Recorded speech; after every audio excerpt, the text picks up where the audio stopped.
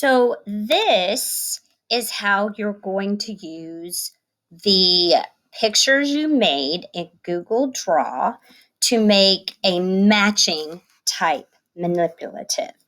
Again, this first slide would be where you're going to give the students the instructions as to how to complete the puzzle. And I am going to add the slide where I'm actually going to put the puzzle and the manipulations.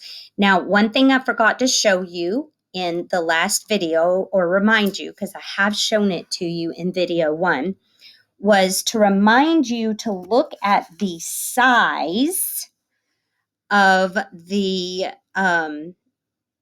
picture in Google Draw. So I went back and looked at that. And now, before you put it in as the background, the sizes have to match. So when I looked at the size, remember you go File, Page Setup, and you go to Custom. When I looked at the size was 10 by 7.5. So we want to apply that. And now this slide matches the size of our background picture. Now let's say you decided you want the definitions to stay still. You want the definitions to be the part that the students cannot move around and manipulate. So for the background, that's the one you're going to choose. You're going to choose the picture you saved that has the definitions, this one.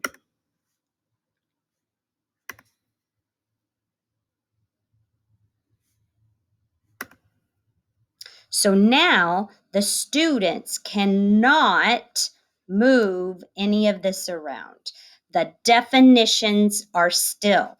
And remember, we're pretending that we took the time to put a definition in every one of these boxes, and we have colored every one of these boxes a different color.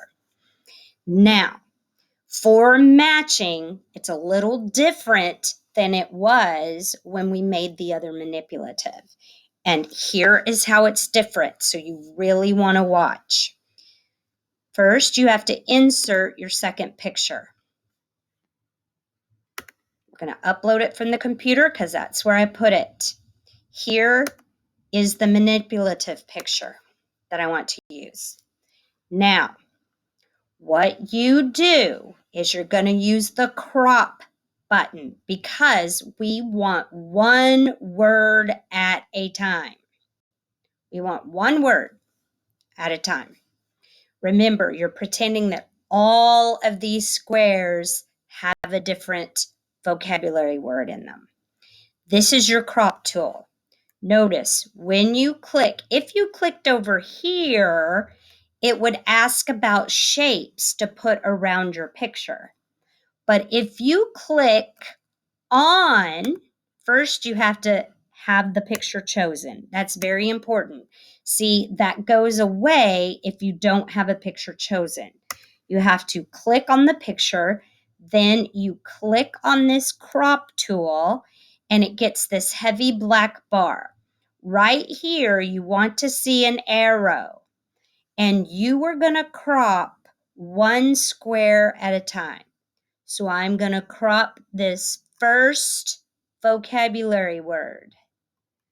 So I'm getting rid of everything else. Then when you click off of it, there's your first manipulative. There's your first vocabulary word that they can move and put the right word over the correct definition for the puzzle. Okay, so then you continue to do the same thing over and over until you have cropped all of the vocabulary words that you need.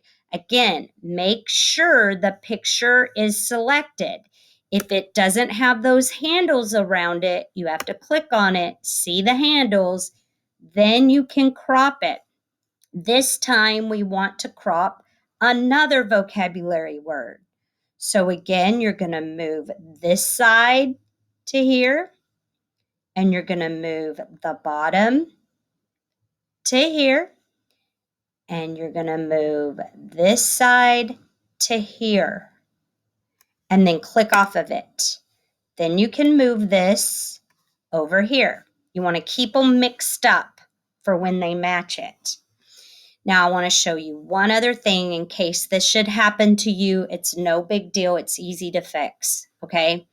Sometimes if you get your arrow in the wrong place when you're cropping, something weird can happen. So let's insert that image again, because you have to keep doing it until you have all your manipulatives. All right, make sure the picture is selected, hit crop. See this really heavy-duty short line? If I get my arrow right in the middle of that line and I move it, it resizes it instead of crops it. Now that time it cropped it. Of course, it's not going to do it when I need it to do it. But if it should happen to you, I'm going to see if I can get it to do it in just a second. Nope, it's doing really good. Just don't panic. If when you're trying to crop, it resizes the picture instead of crops it, just hit the back arrow and then try again. Okay? Try again. Maybe it's when nope, I can't get it. So anyway, I wanted to call your attention to that in case that should happen to you.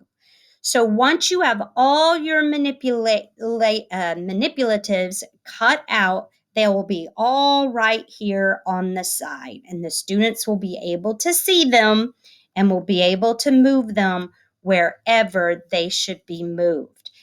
That is how you make a matching puzzle.